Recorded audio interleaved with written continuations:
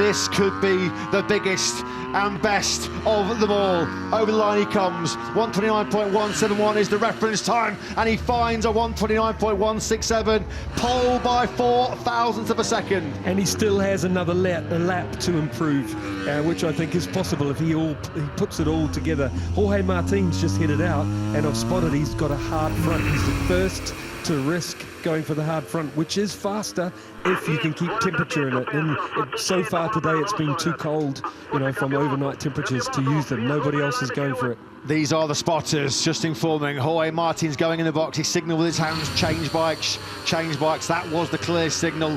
What a fantastic addition this is. Hearing from the heart of the action inside the garages, the team communication going on. Fantastic inside. My guess is it's that front wheel. They can't spend time changing front wheel, but the other bike would have had the hard ready for him, put the soft in that one.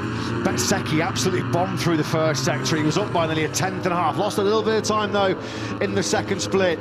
Look at this, though, from Bagnaia. Was that a scare there for Martin as he swept through turn 12? Here is Bezzecchi, who's just behind the Aleix Espargaro, Marquez, Martin, all Spanish trio ahead. Time is running out here. These are big moments in the season. Big laps coming in for our title contenders, because look at this from Bagnaia.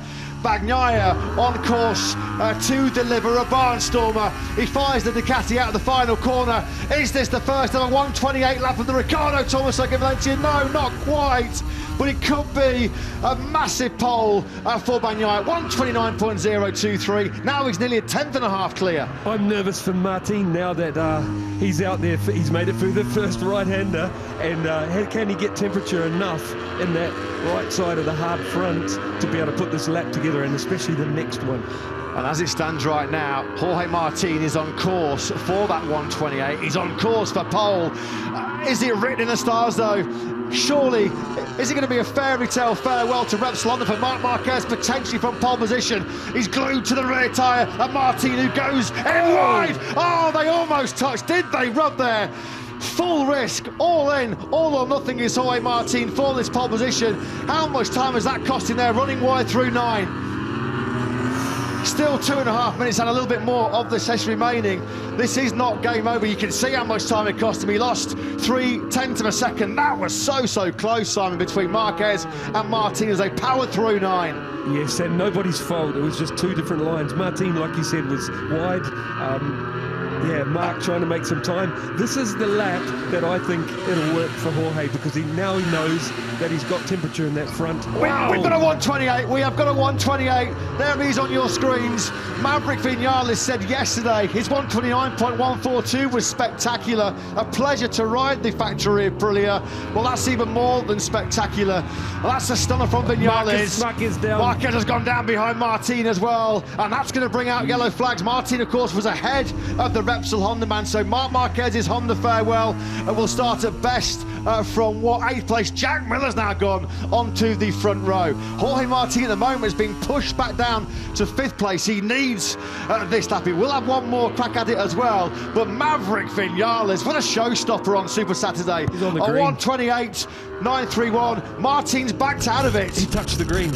Somebody else has gone down. Somebody else is down. It's not Pecco Bagnaia, who could be thumbs up and a round of applause. Look at that down in the factory Ducati garage, because Bagnaia looks like, after a terrible Friday, there's going to be on the front row of the grid. Alex Marquez then has gone down. So, can Jorge get another lap in? He's rolled out of this one, but you would to save that rear tyre, you know, so it can do another lap. So save it on the second half a lap, keep it for the next lap, but is he going to do that? He's got time. He has got time. What drama we've seen here in this Q2 session. It has not disappointed. It has lived up to all the hype, hasn't it? An all-time lap record, the first ever 128.931. Pecco Bagnaia, having come through Q1, looks like he's going to be on the front row of the grid. Martin then now on one of the biggest laps of his season to date. Yep, Marco Bezzecchi behind him as well. Through the first corner, Martin goes. Yellow flags have cleared for the Marquez crash, who crashed right here in the Mick Doohan corner, trying to go with Martin on the previous lap. Looking up at the timing screens is Pecco Bagnaia. Martin, 800ths down through the first split. He's down in 5th place. Oh, he's almost out of the seat, and that is it. That is game over. He almost launched himself to the moon there, coming out of turn 4, and that means that Jorge Martin will be starting the TISO sprint here in Valencia and the Motor Grand Prix of Valencia tomorrow from down in 5th place. He has to work out a way of beating this man, Pecco Bagnaia, who is 21 points clear in the World Championship. If Bagnaia wins the TISO sprint over 13 laps this afternoon and Jorge Martin is 3rd or lower, well, Pecco Bagnaia will be the world champion. Talk us through this one, Simon. Yeah, just back on the gas.